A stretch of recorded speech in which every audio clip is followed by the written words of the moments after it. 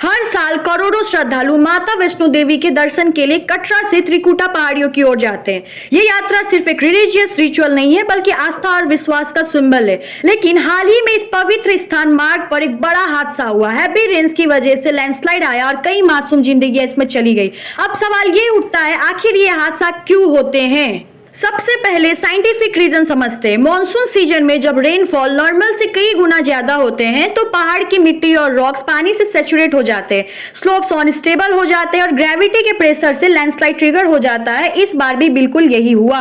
दूसरी बात है ह्यूमन एक्टिविटी। हर साल बढ़ती भीड़ को संभालने के लिए नए होटल, शॉप, ट्रेक रूट पर कंस्ट्रक्शन हुए हैं। रॉक कटिंग और डिफॉरेस्टेशन से पहाड़ों का नेचुरल बैलेंस डिस्टर्ब हो गया है। हिमालय वैसे ही जियोलॉजिकली यंग और फ्रेजाइल है, ऊपर से ह्यूमन प्रेशर और क्लाइमेट चेंज ने रिस्क को कई गुना बढ़ा दिया है।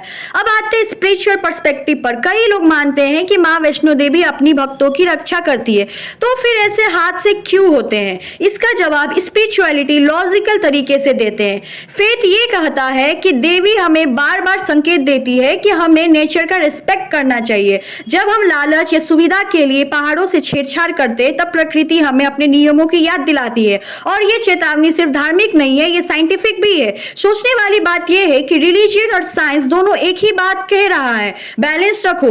साइंस बताता है कि अगर हम एनवायरनमेंट और सेफ्टी रूल्स इग्नोर करते हैं तो डिजास्टर बढ़ते रहेंगे।